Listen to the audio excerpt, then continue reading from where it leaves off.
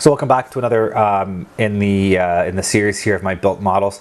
If you watched the first video, you would have seen a bit of an intro, but I'm going to throw this intro onto every video so you guys know what you're looking at. And basically, I'm going to be going over most of these models behind me. I completed before I had the YouTube channel started, so I'm going to be going through these bit by bit, quick little 5-minute videos, so you guys can take a look at the videos I've built. I'll talk about the model, some of the issues I had building it, how I liked or did not like that kit, and then some of the aftermarket, if there is any type of resin or aftermarket decals I used on the kit.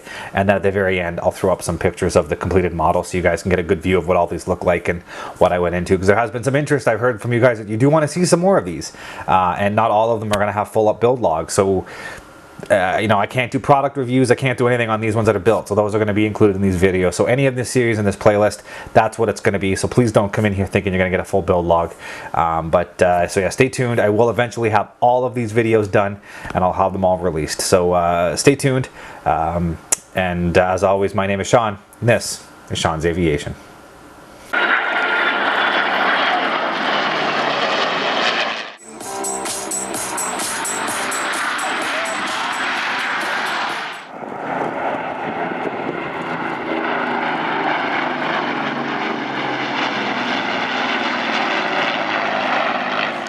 And just before we get into the video, something I should have been doing a lot more up till now, and that is just asking you guys out there, if you enjoy what you're looking at, if you like what I'm doing, go down below, click on the like page, subscribe to my channel, and by all means, please click on that little notification bell. If that way you guys get alerted when I do get more new content up. I usually try to do the What's on My Desk monthly update beginning of the month.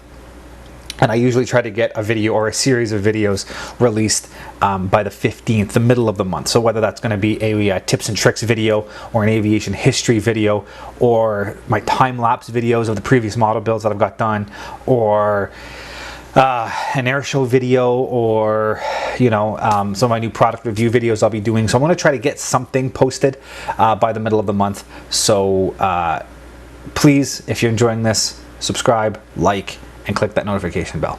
Let's move on to the video. So the other half, if you've seen the Spitfire Mark 14, you knew there was, which is Mark 14 here, it's a 2-aircraft display. So the other aircraft on the display here, which I'll talk about now, is the Italeri Spitfire Mark 16, which is the bubble-topped version of the Merlin engine Mark 9 with a bubble-top canopy. This kit actually had a bit of a interesting history. So Vintage Wings of Canada had an aircraft, a Spitfire Mark 16, and they had painted it up as AUJ, which this one is here, Bill Harper, and their aircraft was SL721, and it had the pointed tips. And when I built this model, I built it up as the Vintage Wings Spitfire, and I actually had this on display in the hangar along with a P-51 model of the Vintage Wings aircraft. They had both of them sitting at the front of the hangar. Right when you walked in the front doors, they were sitting on a table, kind of an intro to the museum or the collection. And then I got a call one day that this was found on the floor in the hangar, broken. And the best as they could tell was a kid at some point had probably picked it up and taken it out to the hangar to play with it and had promptly broke it.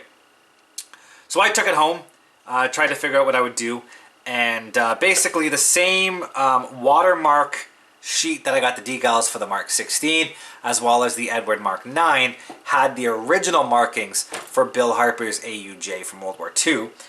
So that's basically what I did. I stripped it down. I put the clipped wings on. I had there's some parts that were missing. The tail wheel's missing. The canopy was missing. So I got some vacuum formed bubble canopy replacement. And I did it all up, and I did it back as the original AUJ as it would have flown in World War II. And then I did it up with these double, you know, I was running out of shelf space, so I put 2 on the same stand, and it's a lot easier to fit on the shelf. So Italeri, again, there's not a lot of 1/48 scale Mark 16 Spitfire kits out there, so this is one of the few ones that are available. As with most of the kits, it's a little simplified in places. Definitely kind of not what you want to start with if you're looking to do a super detailed kit. It will take quite a bit of work to bring it up to kind of a show-winning standard, but for a 3-foot model, as I like to build, it looks great, and it definitely rounds out my 2 Spitfire display. So that is the Italeri Spitfire Mark 16.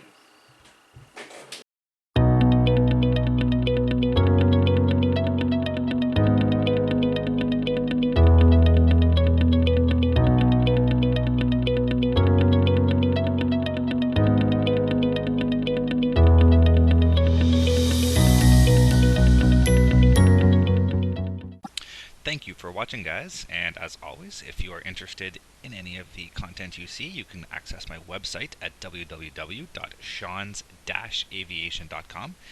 You can see all the latest pictures of aircraft and museums and the build logs of all of my current models and past models on that site.